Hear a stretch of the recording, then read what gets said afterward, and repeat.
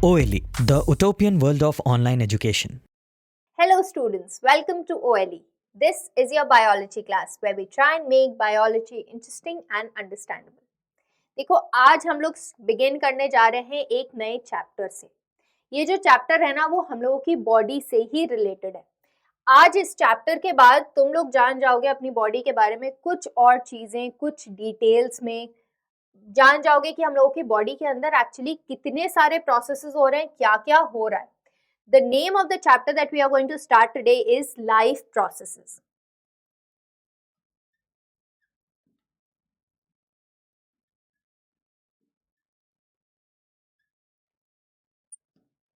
Okay, देखो life एक term हो गया, प्रोसेसेस एक टर्म हो गया, इन दोनों को ही समझने की जरूरत है. So the concept that we are going to understand today, we are going to introduce life processes today. So the concept that we should know is life. ये एक्चुअली क्या होती है, राइट? कैरेक्टरिस्टिक्स क्या होते हैं बेसिकली लाइफ के. Then we are going to talk about what are life processes.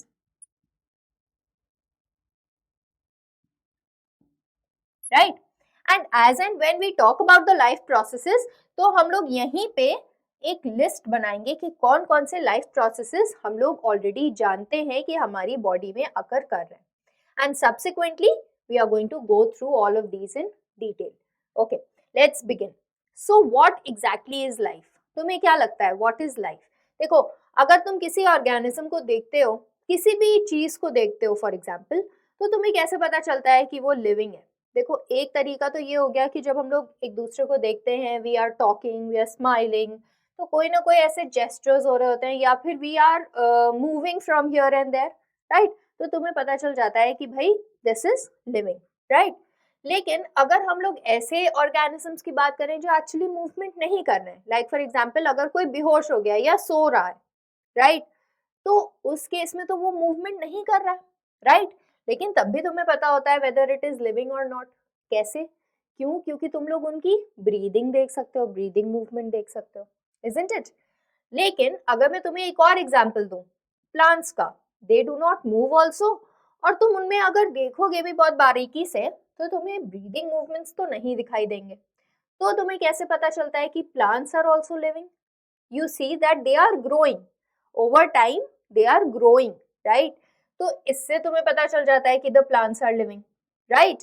And they are also green in colour. जब plants dead हो जाते हैं they become brown and they droop, right, and they fall off, right? तो as such तुम characteristics को alternatively या comparison कर सकते हो ऑपोजिट्स में कि नॉन लिविंग में क्या होगा और लिविंग में क्या होगा, एंड इस तरीके से तुम लाइफ की कैरेक्टरिस्टिक्स बता सकते हो. तो अगर हम लोग लाइफ की बात करें, the characteristics that we can say living organisms और life as a whole relates to, तो फर्स्ट हो जाएगी मूवमेंट, राइट? दूसरी हो जाएगी, देखो हम लोगों ने बात करी थी छोटी छोटी मूवमेंट्स की इन ब्रीदिंग एंड रेस्पिरेशन, उसकी हम लोग बाद में बात करेंगे, लेकिन ऑब्वियस से जो कैरेक्टरिस्टिक्स है दैट इज ग्रोथ, ठीक है ना? उसके बाद क्या होता है, जैसे अगर तुम्हारे एनवायरमेंट में कुछ भी होगा तो तुम उस पर रिएक्ट करते हो, right? So reacting to stimulus, any changes in the environment, that is also a characteristic of living organism, ठीक है ना? तो तुम्हारी लाइक फॉर एग्जांपल अगर बहुत ठंड है तो तुम क्या करते हो, तुम्हारी बॉडी शिवर करने लगती है. So that is your response towards the stimulus of the environment being extremely cold, right? So ये भी living organisms ही कर सकते हैं, the non-living cannot do this, right? फिर बात करते हैं certain processes which are there in the living organisms and they lack in non-living organisms, जैसे कि अभी बात करी थी breathing की, ठीक है? तो breathing हो जाती है. We can also say excretion. बहुत सारी ऐसी चीजें होती हैं जो हम लोगों की बॉडी में यूज की नहीं होती हैं, उनको हम लोग इजेक्ट आउट कर देते हैं, एक्सक्रीट कर देते हैं. So excretion is also a property of living organisms. Then we can say जब हम लोग ये सब काम करते हैं ना तो हम लोगों को चाहिए होती है एनर्जी, और वो एनर्जी आती है हम लोगों की through food, nutrition. Nutrition is also basically characteristic of living organism. हम ही लोग फूड खाते हैं, non living organisms will not eat the food, right. Then we can also talk about reproduction, production of young ones. ये भी living organisms करते हैं, non living की प्रॉपर्टी नहीं होती है. So if we are to write down the characteristics, हम लोग जनरली यही कैरेक्टरिस्टिक्स लिखेंगे to define a living organism. So that is how we can define life. Now we come to specific processes that we have written here. देखो ये जो processes है ना, इन सब के लिए मैं तुम्हें कुछ ना कुछ एक्सेप्शन दे सकती हूँ for movement as well as growth. Movement के लिए भी नॉन लिविंग ऑर्गेनिजम्स जो होते हैं, इधर उधर उनका सॉर्ट ऑफ मूवमेंट हो जाता है. मे बी किसी के हेल्प से हो रहा है, विंड से हो रहा है, right. The wind moves the soil particles are actually non living, right. या फिर कोई टेबल है, चेयर है, वी आर मूविंग इट, तो मूवमेंट तो उधर भी हो रहा है. ग्रोथ की जब बात करते हैं तो तुम लोगों ने सैंड ड्यून्स वगैरह के बारे में सुना होगा, उनमें भी ग्रोथ होने लगती है, राइट. अगर तुम शुगर के क्रिस्टल्स को शुगर सोल्यूशन में रख दो, उसमें भी ग्रोथ होने लगती है, but that is a different kind of growth, right. लेकिन अगर हम लोग इन प्रोसेसेस की बात करें, तो ये जो प्रोसेसेस है ना, वो कभी भी नॉन लिविंग ऑर्गेनिजम्स में विदाउट एक्सेप्शन तुम देखोगे नहीं. These are the characteristics of only living organisms. So now let me introduce you to the term life processes. Life processes basically होते क्या हैं? These are all the processes जो actually हम लोगों को environment में रहने के काबिल बनाते हैं. These are the processes which induce a stable environment in our body, and that is how we are able to live in our surroundings. So that is all about the life processes. अच्छा, अब एक एक करके इनको define कर देते हैं या इनके थोड़े बहुत इंट्रोड्यूस कर देते हैं. So first of all, her life process के लिए हम लोगों को चाहिए एनर्जी, चाहे वो जैसा टाइप का लाइफ प्रोसेस हो. अगर हम लोग कुछ कर रहे हैं उसके लिए हम लोगों को चाहिए एनर्जी, राइट. और एनर्जी हम लोगों को किससे मिलती है? when we eat food, right. So we can say food is the fuel of all living organisms, क्योंकि वो energy provide कर रहा है, right. So the nutrients which are present in food, we are going to utilize them, and that is the process of nutrition, right. So the first life process that we are going to talk about here is nutrition.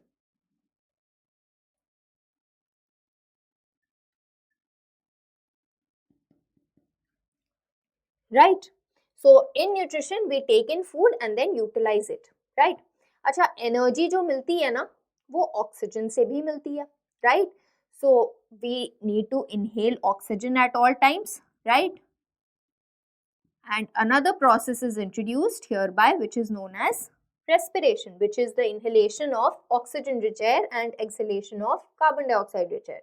देखो, जब air हम लोग अंदर लेते हैं, oxygen लेते हैं, oxygen use होती है to produce that energy, right. Life processes होते हैं, उसके थ्रू हम लोग वेस्ट प्रोडक्ट प्रोड्यूस करते हैं, which is carbon dioxide. Now this carbon dioxide our body does not need, right. तो ये इसको कर देगा बाहर, right. Apart from carbon dioxide, which is actually taken off through the process of respiration only, there are certain other materials which are produced, right. जब हम लोग ये खाना वाना खाते हैं तो उसमें सारे materials हम लोग यूज नहीं करते हैं. There are certain materials which are not useful for us. In fact, अगर ये materials हम लोगों की body में रहे तो they can cause damage to our body. ये toxic हो सकते हैं हमारी body के लिए. तो here we introduce another term which is excretion.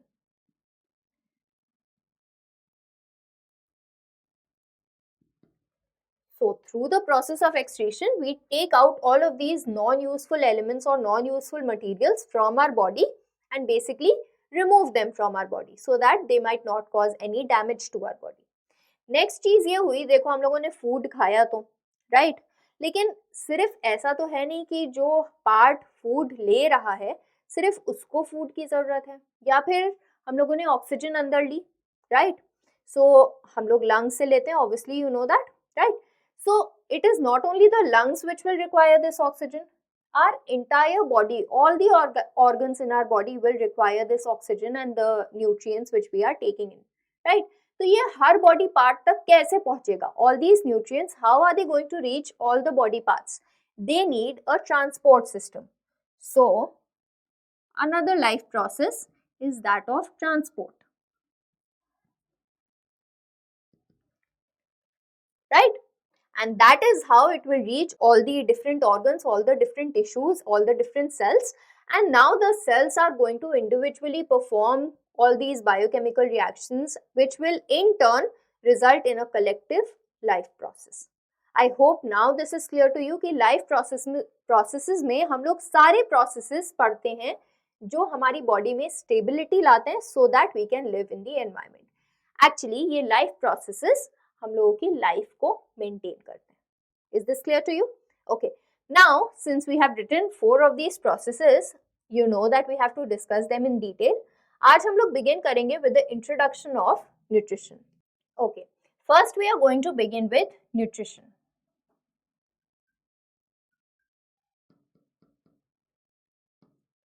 Now for nutrition you need to know certain terms, right? So you should know what is nutrient, right? Obvious सी बात है, nutrition के बारे में भी पढ़ेंगे. And then we are going to talk about the modes of nutrition.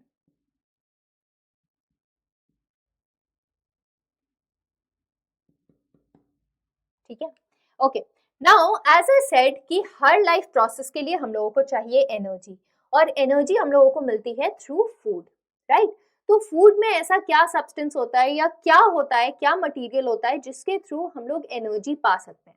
Those are actually the nutrients. So nutrients can be said to be those materials or those substances which are present inside food and they provide for the energy requirement of an organism. या तो energy requirement हो सकती है या फिर it can also be related to biosynthesis. So first of all let us write down what it is and then we are going to talk about कि इसके functions क्या क्या हो सकते हैं.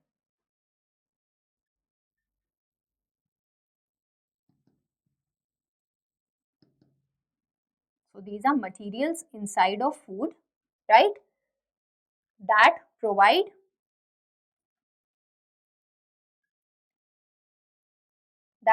for either energy requirements, right, or for biosynthesis. ठीक है ना? अब देखो मतलब समझ लो. The food that we eat, it consists of different kinds of nutrients. तुम लोगों ने nutrients के बारे में already पढ़ा हुआ है. There is proteins, there is carbohydrates, there is the fats, there is oils, vitamins, minerals, right? अगर इनके बहुत quick recap करते हैं about their function, तो fat and carbohydrate, they are said to be energy giving food. ये basically हम लोगों को energy provide करते हैं, right? Proteins are said to be building blocks of life, right? क्यों या building blocks बोलते हैं proteins को? क्यों? क्योंकि ये बायोसिंथेसिस में हेल्प करता है. बायोसिंथेसिस एज इन बहुत सारे मटेरियल्स, बहुत सारी चीजें सेल में ऐसी होती हैं जो प्रोटीन से फॉर्म होती हैं, right? So we are going to take in proteins and then they are going to help in the synthesis of biological tissues or cells or system organelles, anything that is required in the human body, right? So proteins are useful for that. Then vitamins and minerals, they are actually required in small quantities but they are very essential for the normal functioning. क्यों? क्योंकि बहुत सारे ऐसे vitamins या minerals होंगे जो actually in life processes में intermediate काम कर रहे होंगे, कहीं ना कहीं किसी ना किसी process में किसी enzyme के साथ as catalyst होंगे या फिर कोई भी और normal functioning के processes को perform कर रहे होंगे. So even though they are required in small amounts, they are extremely essential, right? So these are the basic nutrients that we had talked about. Another thing is water. Water भी as such एक nutrient है जिसको हम लोगों की body को अच्छा खासे amount में चाहिए होता है, right? You know that 65% of our body is almost made up of water, right? So obviously we need to replenish that amount of water all the time. Water actually बहुत सारे life processes में भी use होता है, right? So again that is also a requirement of these nutrients. Now let's come to the term nutrition. अब nutrition क्या होता है? Basically the taking in of food as well as utilizing its nutrients, which we had just talked about, that is included in nutrition.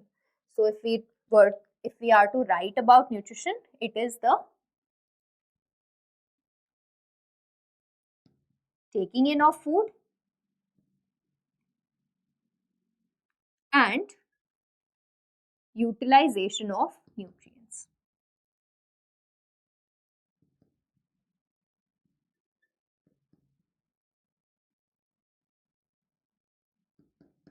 the utilization of nutrients for whatever process that we need it for. अब आ जाते हैं modes of nutrition, right? अब जो nutrition है ना, इसको हम लोग बेसिक 2 modes में डिवाइड करते हैं. These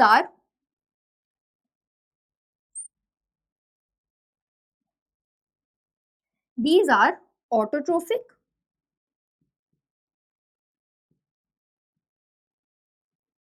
and heterotrophic.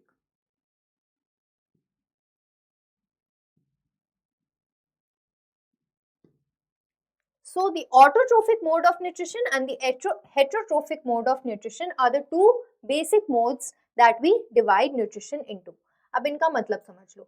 Autotrophic का मतलब होता है self nutritive, ठीक है? तो auto is self and trophic means nutrition. तो यहाँ पे हम उस mode of nutrition की बात कर रहे हैं जहाँ पे organisms are providing nutrition to themselves. They are producing food for themselves. And you know that green plants do this, right? So autotrophic nutrition is example plants, right, wherein they produce their own food.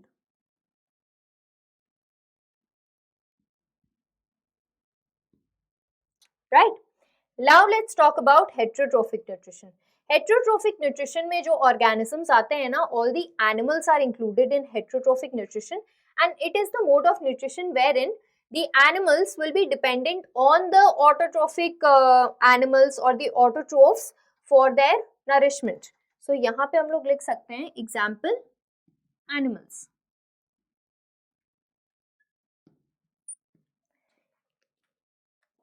The animals are dependent on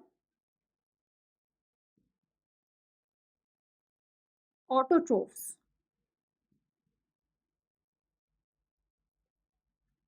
for nutrition, right? So autotrophic nutrition is the mode of nutrition wherein the organism can produce its own food and nourish itself.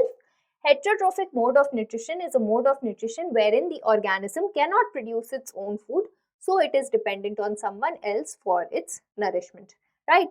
Autotrophs are those organisms which carry out autotrophic mode of nutrition. Heterotrophs are those organisms which carry out heterotrophic mode of nutrition. So this was all in the introduction of nutrition. Now in the next class, we are going to talk about autotrophic mode of nutrition in detail and subsequently about heterotrophic mode of nutrition in detail. Till then, revise all this and come back later. Thank you.